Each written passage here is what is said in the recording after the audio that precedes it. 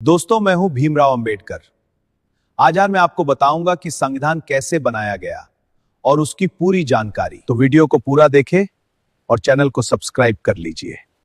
एक राष्ट्र का उदय और संविधान की नींव साल 1947। भारत के इतिहास का वह मोड़ जहां सदियों की गुलामी की जंजीरें टूटने वाली थीं, लेकिन स्वतंत्रता की उस सुनहरी सुबह के साथ एक बहुत बड़ा सवाल भी खड़ा था। आजाद भारत का भविष्य कैसा होगा? किस नियम पर यह देश चलेगा? कौन से कानून होंगे जो कश्मीर से कन्याकुमारी तक और गुजरात से अरुणाचल तक हर एक नागरिक को एक धागे में पिरोकर रखेंगे? अंग्रेजों का शासन खत्म हो रहा था, लेकिन अब बारी थी खुद को शासित करने की, खुद को एक ढांचा देने की। यही वह समय था जब भारत ने अपने सबसे महत्वपूर्ण ग्रंथ को लिखने की कलम उठाई। वह ग्रंथ जिसे हम भारत का संविधान कहते हैं। दिल्ली की फिजाओं में सियासी सरगर्मियां तेज थीं। संसद भवन का वह सेंट्रल हॉल जो आज भी गवाह है उस ऐतिहासिक मंथन का, वहां देश के कोने कोने से विद्वान, वकील, स्वतंत्रता सेनानी और विचारक इकट्ठा हुए थे। उनका मकसद केवल एक किताब लिखना नहीं था, बल्कि एक ऐसे जीवित दस्तावेज को जन्म देना था जो आने वाली सदियों तक भारत के लोकतंत्र की रक्षा कर सके। यह कोई आसान काम नहीं था। भारत जैसे विशाल, विविधतापूर्ण और जटिल देश के लिए नियम बनाना मानो समुद्र की लहरों को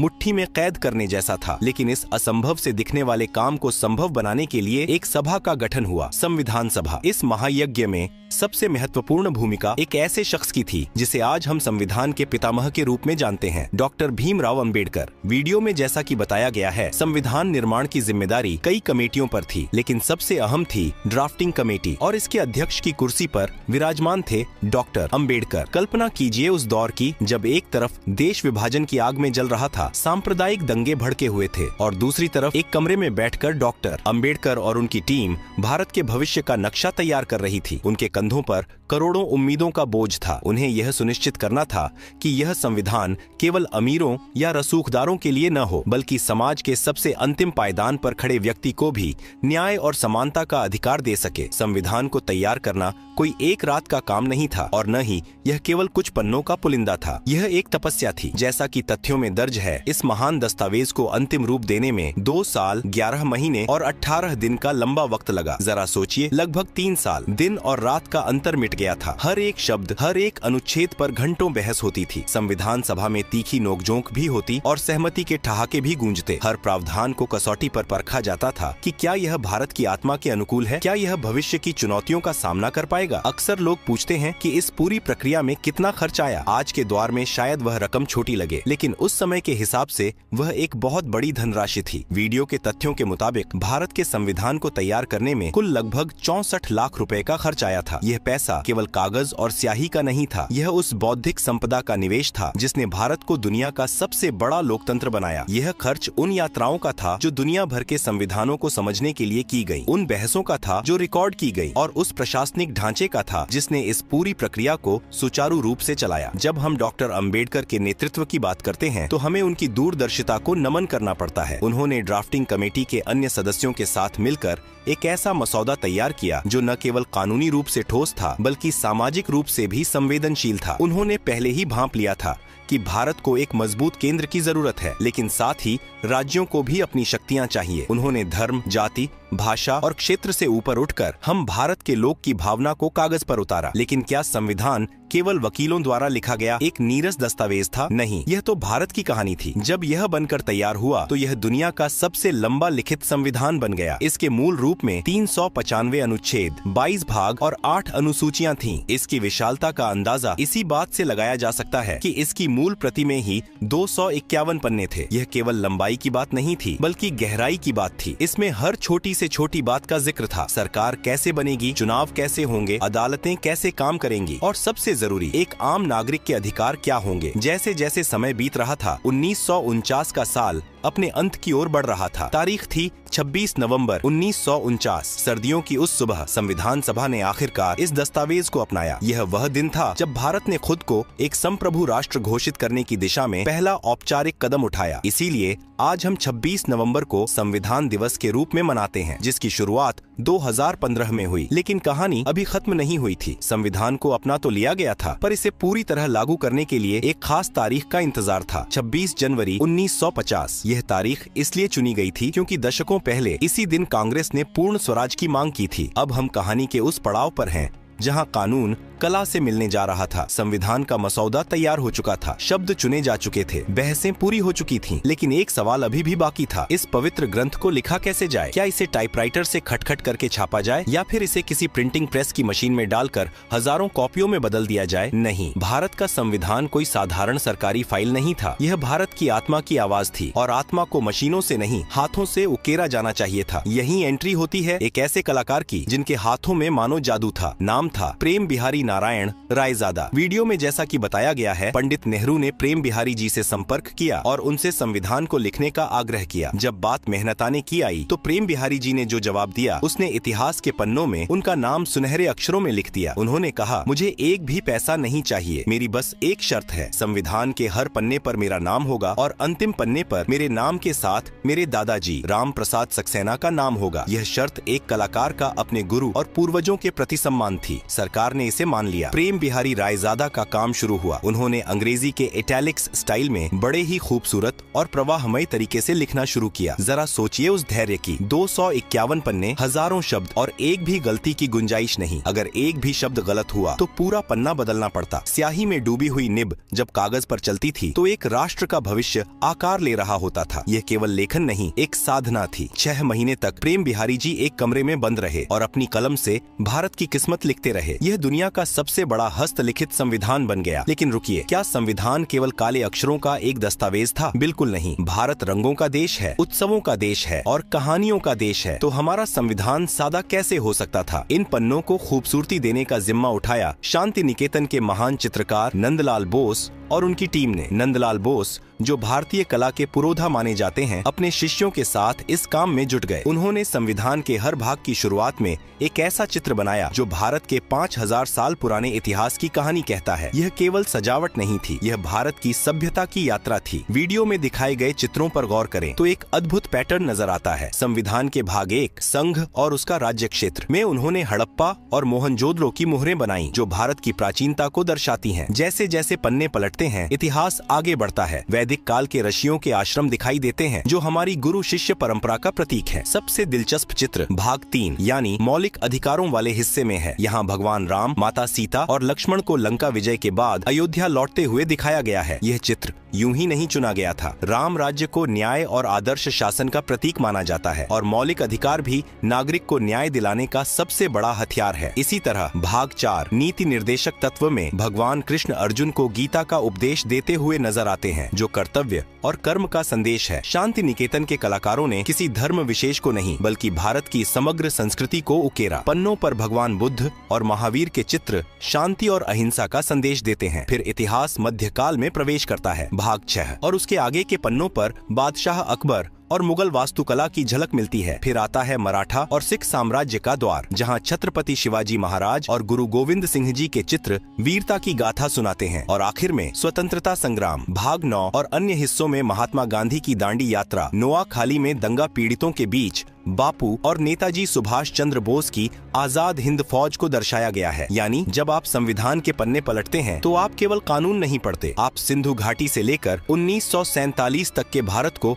अपनी आंखों से देखते हैं। नंदलाल बोस और उनकी टीम ने इन चित्रों को बनाने के लिए सोने की पत्तियों और प्राकृतिक रंगों का इस्तेमाल किया ताकि ये रंग कभी फीके न पड़े। बॉर्डर पर बनाए गए फूल पत्तियां, कमल और हाथी भारत के पर्यावरण प्रेम को दिखाते हैं। प्रेम बिहारी की लिखावट और नंदलाल बोस की कलाकारी ने मिलकर संविधान को एक जीवंत म्यूजियम बना दिया। यह वह दौर था जब कला और कानून एक दूसरे के पूरक बन गए थे। एक तरफ अनुच्छेदों की गंभीरता थी तो दूसरी तरफ चित्रों की सुंदरता। यह दस्तावेज बता रहा था कि भारत अपनी जड़ों से जुड़ा रहकर ही आसमान छू सकता है। लेकिन इतना सुंदर शरीर तैयार होने के बाद अब बारी थी इसमें आत्मा डालने की। यह आत्मा थी संविधान के विचार, उसके मूल्य और उसकी शक्ति। आखिर हमने दुनिया भर के संविधानों को पढ़कर क्या सीखा? अमेरिका से हमने क्या लिया? ब्रिटेन से हमने क्या उधार लिया? और कैसे भारत ने इन सब को मिलाकर अपनी एक अलग पहचान बनाई? हम जानेंगे संविधान के उन स्रोतों के बारे में जिन्होंने भारत को दुनिया का सबसे शक्तिशाली लोकतंत्र बनाया और उस प्रस्तावना के बारे में जो संविधान का सार है। संविधान के पन्ने सज चुके थे, तस्वीरें उकेरी जा चुकी थीं और कानून लिखा जा चुका था। एक शरीर पूरी तरह तैयार था, लेकिन एक शरीर तब तक बेजान रहता है जब तक उसमें आत्मा न हो। भारत के संविधान की यह आत्मा बसती है उसके पहले पन्ने पर, जिसे हम प्रस्तावना कहते हैं। वीडियो में इसका जिक्र बड़े ही खास ढंग से किया गया है। जब आप संविधान खोलते हैं तो सबसे पहले आपकी नजर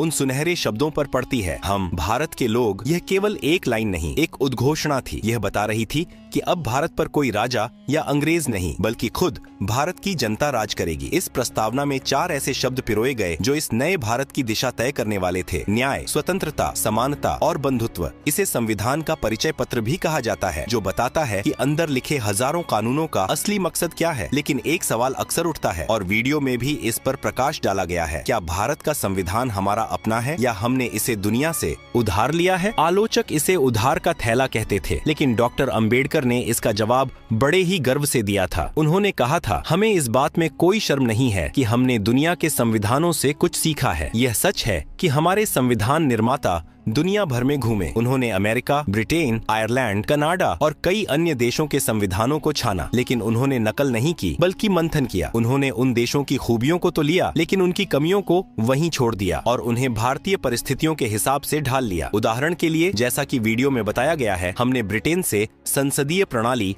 और कानून का शासन लिया। क्यों? क्योंकि हम अंग्रेजों की इस व्यवस्था से वाकिफ थे और इसे भारत में लागू करना आसान था। फिर हमारी नजर अमेरिका पर गई। वहाँ से हमने सबसे शक्तिशाली चीज ली: मौलिक अधिकार और न्यायिक समीक्षा। इसका मतलब यह था कि अगर सरकार कोई ऐसा कानून बनाए जो जनता के खिलाफ हो, तो सुप्रीम कोर्ट उसे रद्द कर सकता है। यह ताकत हमने अमेरिका से सीखी। फिर बारी आई आयरलैंड की। वहाँ से हमने राज्य के नीति निर्देशक तत्व लिए, जिसका मतलब था कि सरकार की नैतिक जिम्मेदारी क्या होगी: शिक्षा, स्वास्थ्य और रोजगार। और आखिर में कनाडा से हमने सीखा कि एक विशाल देश को एक साथ कैसे रखा जाए, यानी एक मजबूत केंद्र के साथ संघीय ढांचा। इन सब को मिलाकर जो तैयार हुआ, वह दुनिया का सबसे लंबा लिखित संविधान बन गया। वीडियो के तथ्यों के मुताबिक इसमें लगभग 1,45,000 शब्द हैं। कोई और देश इसके आसपास भी नहीं ठहरता। जब यह लागू हुआ तो इसमें 395 अनुच्छेद, 22 भाग और 8 अनुसूचियां थीं। आज जैसा कि वीडियो में अपडेट किया गया है, संशोधनों के बाद इसमें लगभग 470 अनुच्छेद, 25 भाग और 12 अनुसूचियां हो गई हैं। यह लंबाई इसकी कमजोरी नहीं, इसकी ताकत है। भारत जैसे विविधतापूर्ण देश में, जहां हर कोस पर पानी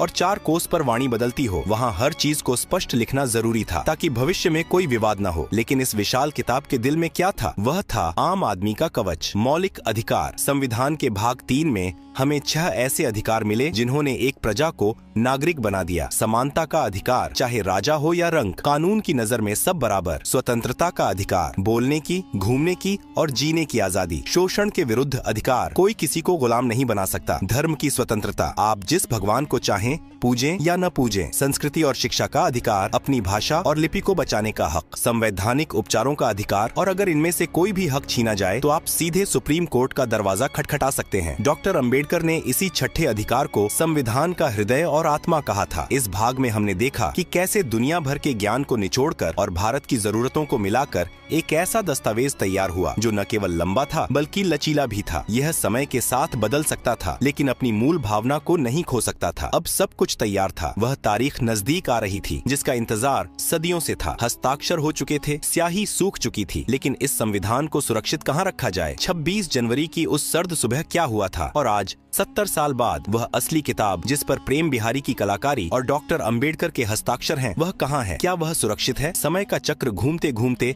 उस तारीख पर आ रुका था जो भारत के इतिहास में अमर होने वाली थी। संविधान बनकर तैयार था, सजाया जा चुका था और उसकी आत्मा उसमें बस चुकी थी, लेकिन एक रस्म अब भी बाकी थी। 24 जनवरी 1950 को संविधान सभा की आखिरी बैठक हुई। बाहर कड़ाके की ठंड थी, लेकिन हॉल के भीतर एक अलग ही गर्मी थी, उत्साह की, गर्व की। इसी दिन 284 सदस्यों ने उस ऐतिहासिक दस्तावेज पर अपने हस्ताक्षर किए। सबसे पहले हस्ताक्षर पंडित जवाहरलाल नेहरू ने किए और सबसे अंत में संविधान सभा के अध्यक्ष डॉक्टर राजेंद्र प्रसाद ने। मूसलाधार बारिश हो रही थी जिसे एक शुभ संकेत माना गया। और फिर आई वह सुबह, 26 जनवरी 1950। दिल्ली का आसमान कोहरे में लिपटा था, लेकिन इंडिया गेट और राजपथ, अब कर्तव्य पथ पर, एक नया सूरज उग रहा था। सुबह के 10:18 बजे थे जब भारत को एक संप्रभु लोकतांत्रिक गणराज्य घोषित किया गया। 21 तोपों की सलामी गूंजी और डॉक्टर राजेंद्र प्रसाद ने भारत के पहले राष्ट्रपति के रूप में शपथ ली। इसी के साथ गवर्नमेंट ऑफ इंडिया एक्ट 1935 इतिहास बन गया और भारत का संविधान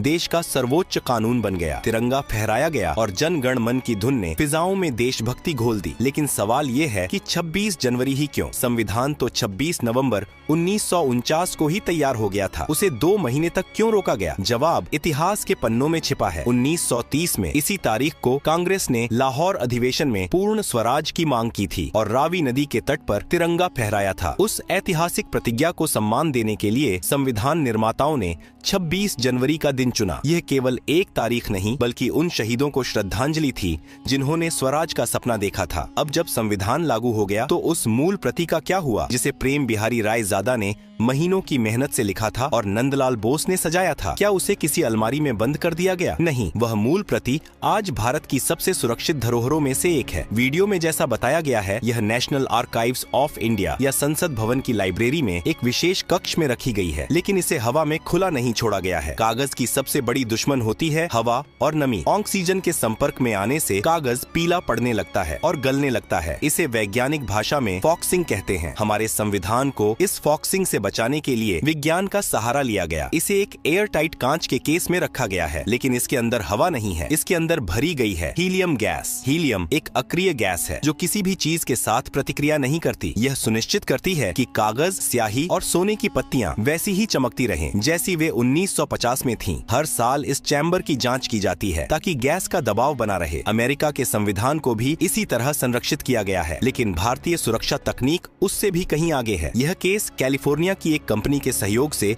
भारत में ही विकसित किया गया था। आज भी जब कोई विदेशी मेहमान या शोधकर्ता वहां जाता है तो उसे वह काली स्याही और सुनहरे चित्र वैसे ही जीवंत दिखते हैं। और हाँ, एक छोटा सा रहस्य जो पिछले भाग में छूट गया था। वीडियो में आपसे एक सवाल पूछा गया था कि हिंदी में संविधान किसने लिखा? अंग्रेजी कॉपी तो प्रेम बिहारी रायजादा ने लिखी, लेकिन हिंदी अनुवाद को लिखने वाले कलाकार थे वसंत कृष्ण वैद्य। उनका नाम भी इतिहास में उतना ही महत्वपूर्ण है। उन्होंने भी अपनी कलम से देवनागरी लिपि में भारत की तकदीर को उकेरा था, जिसे भी उसी सम्मान के साथ संरक्षित किया गया है। 70 साल से ज्यादा हो चुके हैं। दुनिया बदली, सरकारें बदली, तकनीक बदली, लेकिन भारत का संविधान आज भी अडिग खड़ा है। यह केवल वकीलों की किताब नहीं है। यह एक गरीब किसान को हक देती है कि वह अपनी जमीन की रक्षा कर सके। यह एक महिला को शक्ति देती है कि वह संसद में खड़ी होकर सवाल पूछ सके। यह एक छात्र को अधिकार देती है कि वह शिक्षा मांग सके। अमन सर के इस वीडियो और हमारी इस डॉक्यूमेंट्री का मकसद केवल आपको तथ्य रटाना नहीं था। मकसद यह एहसास दिलाना था कि जब आप कहते हैं मैं भारतीय हूँ, तो आप उस विरासत का हिस्सा होते हैं जिसे डॉ. अंबेडकर, प्रेम बिहारी रायजादा, नंदलाल बोस और उन 244 सदस्यों ने अपने खून पसीने से सींचा था। आज वह मूल प्रति हीलियम के चैम्बर में सुरक्षित है, लेकिन संविधान की असली सुरक्षा उस कांच के बक्से में नहीं बल्कि भारत के 140 करोड़ लोगों के दिलों में है। जब तक हम इसके मूल्यों, न्याय, स्वतंत्रता, समानता और बंधुत्व का पालन करते रहेंगे, तब तक भारत का लोकतंत्र अमर रहेगा। जय हिंद, जय भारत, जय संविधान।